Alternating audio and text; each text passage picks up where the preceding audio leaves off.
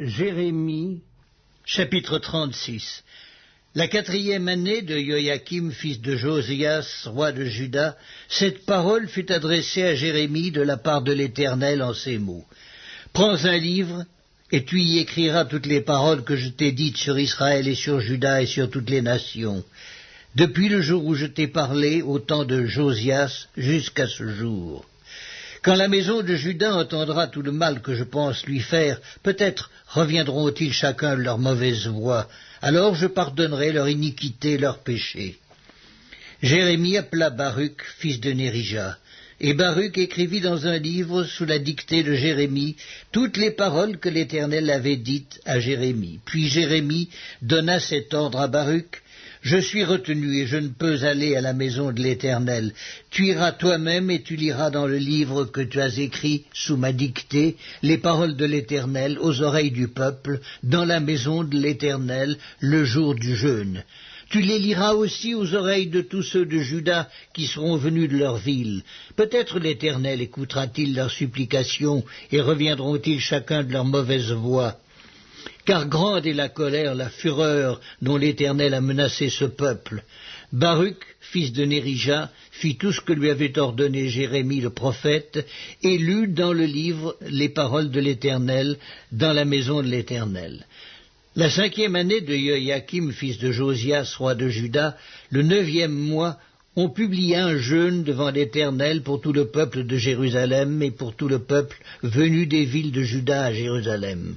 Et Baruch lut dans le livre les paroles de Jérémie aux oreilles de tout le peuple, dans la maison de l'Éternel, dans la chambre de Guémaria, fils de Shaphan, le secrétaire, dans le parvis supérieur, à l'entrée de la porte neuve de la maison de l'Éternel. Michée, fils de Guémaria, fils de Shaphan, ayant entendu toutes les paroles de l'Éternel contenues dans le livre, descendit à la maison du roi, dans la chambre du secrétaire, où étaient assis tous les chefs, Élishama, le secrétaire, Délaja, fils de Shemaïa, Elnathan, fils d'Akor, Guémaria, fils de Shaphan, Sédécias, fils de Hanania, et tous les autres chefs.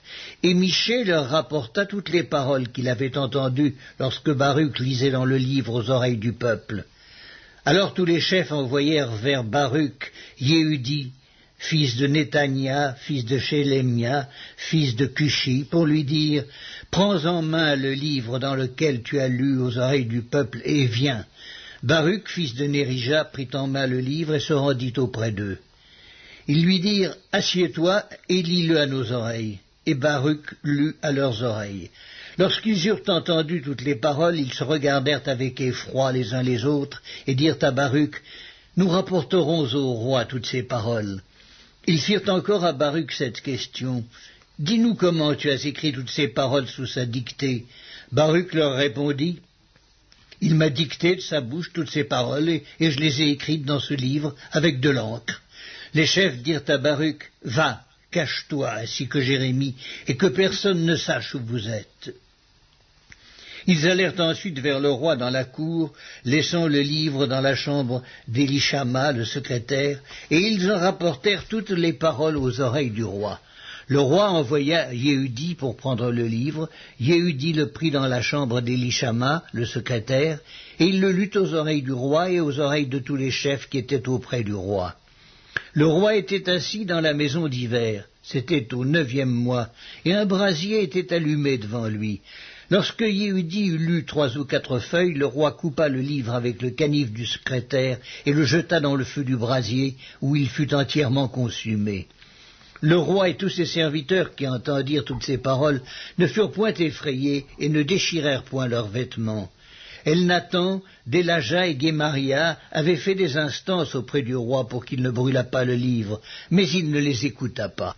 Le roi ordonna à Hirakmeel, fils du roi, à Séraja, fils d'Azriel, et à Shélémia, fils d'Abdéel, de saisir Baruch le secrétaire et Jérémie le prophète. Mais l'Éternel les cacha. La parole de l'Éternel fut adressée à Jérémie en ces mots, après que le roi eut brûlé le livre contenant les paroles que Baruch avait écrites sous la dictée de Jérémie. Prends de nouveau un autre livre, et tu y écriras toutes les paroles qui étaient dans le premier livre qu'a brûlé Joachim, roi de Juda.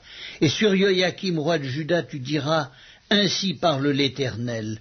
Tu as brûlé ce livre en disant, « Pourquoi y as-tu écrit ces paroles? Le roi de Babylone viendra, il détruira ce pays, et il en fera disparaître les hommes et les bêtes. C'est pourquoi, ainsi parle l'Éternel sur Joachim, roi de Juda. Aucun des siens ne sera assis sur le trône de David, et son cadavre sera exposé à la chaleur pendant le jour et au froid pendant la nuit. Je le châtierai, lui, sa postérité et ses serviteurs, à cause de leur iniquité, et je ferai venir sur eux, sur les habitants de Jérusalem, et sur les hommes de Juda, tous les malheurs dont je les ai menacés, sans qu'ils aient voulu m'écouter. » Jérémie prit un autre livre et le donna à Baruch, fils de Nérija, le secrétaire. Baruch y écrivit, sous la dictée de Jérémie, toutes les paroles du livre qu'avait brûlé au feu Joachim, roi de Juda. Beaucoup d'autres paroles semblables y furent ajoutées. Jérémie, chapitre 37. Sédécias, fils de Josias, régna à la place de Jéconia, fils de Joachim, et fut établi roi dans le pays de Juda par Nebuchadnezzar, roi de Babylone. Ni lui, ni ses serviteurs, ni le peuple du pays n'écoutèrent les paroles que l'Éternel prononça par Jérémie le prophète. Le roi Sédécias envoya Ucal, fils de Shélémia, et Sophonie, fils de Manséja, le sacrificateur, vers Jérémie le prophète, pour lui dire « Intercède en notre faveur auprès de l'Éternel notre Dieu. » Or Jérémie allait et venait parmi le peuple. On ne l'avait pas encore mis en prison. L'armée de Pharaon était sortie d'Égypte, et les Chaldéens qui assiégeaient Jérusalem, ayant appris cette nouvelle, s'étaient retirés de Jérusalem. Alors la parole de l'Éternel fut adressée à Jérémie le prophète en ces mots. « Ainsi parle l'Éternel, le Dieu d'Israël. Vous direz au roi de Juda qui vous a envoyé vers moi pour me consulter, « Voici, l'armée de Pharaon qui était en marche pour vous secourir retourne dans son pays, en Égypte. Et les Chaldéens reviendront, ils attaqueront cette ville, ils la prendront et la brûleront par le feu. Ainsi parle l'Éternel. Ne vous faites pas illusion en disant « Les Chaldéens s'en iront loin de nous », car ils ne s'en iront pas. Et même quand vous battriez toute l'armée des Chaldéens qui vous font la guerre, quand il ne resterait d'eux que des hommes blessés, ils se relèveraient chacun dans sa tente et brûleraient cette ville par le feu. Pendant que l'armée des Chaldéens s'était éloignée de Jérusalem à cause de l'armée de Pharaon, Jérémie voulut sortir de Jérusalem pour aller dans le pays de Benjamin et s'échapper du milieu du peuple. Lorsqu'il fut à la porte de Benjamin, le commandant de la garde nommé Iréia, fils de Shélémia, fils de Hanania, se trouvait là, et il saisit Jérémie, le prophète, en disant « Tu passes aux Chaldéens ?» Jérémie répondit « C'est faux, je ne passe pas aux Chaldéens. » Mais Iréia ne l'écouta point. Il arrêta Jérémie et le conduisit devant les chefs. Les chefs, irrités contre Jérémie, le frappèrent et le mirent en prison dans la maison de Jonathan, le secrétaire, car ils en avaient fait une prison. Ce fut ainsi que Jérémie entra dans la prison et dans les cachots, où il resta longtemps. Le roi Sédécias l'envoya chercher et l'interrogea secrètement dans sa maison. Il dit « Y a-t-il une parole de la part de l'Éternel » Jérémie répondit « Oui ». Et il ajouta « Tu seras livré entre les mains du roi de Babylone. » Jérémie dit encore au roi Sédécias « En quoi ai-je péché contre toi, contre tes serviteurs et contre ce peuple, pour que vous m'ayez mis en prison? Et où sont vos prophètes qui vous prophétisaient en disant « Le roi de Babylone ne viendra pas contre vous, ni contre ce pays » Maintenant écoute, je te prie, ô roi, mon Seigneur, et que mes supplications soient favorablement reçues devant toi. Ne me renvoie pas dans la maison de Jonathan, le secrétaire, de peur que je n'y meure. Le roi Sédécias ordonna qu'on gardât Jérémie dans la cour de la prison, et qu'on lui donnât chaque jour un pain de la rue des Boulangers, jusqu'à ce que tout le pain de la ville fût consommé. Ainsi Jérémie demeura dans la cour de la prison. Jérémie, chapitre 38. Shéphatia, fils de Mathan, Guédalia, fils de Pascur, Yucal, fils de Shélémia, et Pascur, fils de Malkija, entendirent les paroles que Jérémie adressait à tout le peuple en disant ainsi parle l'Éternel. Celui qui restera dans cette ville mourra par l'épée, par la famine ou par la peste. Mais celui qui sortira pour se rendre aux Chaldéens aura la vie sauve, sa vie sera son butin et il vivra. Ainsi parle l'Éternel. Cette ville sera livrée à l'armée du roi de Babylone qui la prendra. Et les chefs dirent au roi, que cet homme soit mis à mort, car il décourage les hommes de guerre qui restent dans cette ville et tout le peuple en leur tenant de pareils discours. Cet homme ne cherche pas le bien de ce peuple, il ne veut que son malheur. Le roi Sédécias répondit, voici, il est entre vos mains, car le roi ne peut rien contre vous.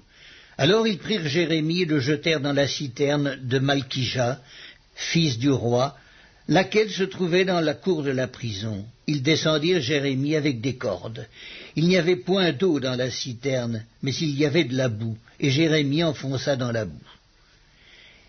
Et Ben-Mélec, l'Éthiopien, eunuque qui était dans la maison du roi, apprit qu'on avait mis Jérémie dans la citerne. Le roi était assis à la porte de Benjamin. Et Ben-Mélec sortit de la maison du roi et parla ainsi au roi. Ô roi, mon seigneur, ces hommes ont mal agi en traitant de la sorte Jérémie, le prophète, en le jetant dans la citerne. Il mourra de faim là où il est, car il n'y a plus de pain dans la ville. Le roi donna cet ordre à Ebed-Mélec, l'Éthiopien. Prends ici 30 hommes avec toi, et tu retireras de la citerne Jérémie, le prophète, avant qu'il meure. Ebed-Mélec prit avec lui les hommes et se rendit à la maison du roi, dans un lieu au-dessous du trésor. Il en sortit des lambeaux usés et de vieux haillons, et les descendit à Jérémie dans la citerne avec des cordes. Ebed-Mélec l'Éthiopien dit à Jérémie, mets ces lambeaux usés et ces haillons sous tes aisselles, sous les cordes. Et Jérémie fit ainsi. Ils tirèrent Jérémie avec les cordes et le firent monter hors de la citerne. Jérémie resta dans la cour de la prison. Le roi Sédécias envoya chercher Jérémie le prophète et le fit venir auprès de lui dans la 3e entrée de la maison de l'Éternel. Et le roi dit à Jérémie, j'ai une chose à te demander, ne me cache rien. Jérémie répondit à Sédécias, si je te l'ai dit, ne me feras-tu pas mourir? Et si je te donne un conseil, tu ne m'écouteras pas. Le roi Sédécias jura secrètement à Jérémie en disant « L'Éternel est vivant, lui qui nous a donné la vie.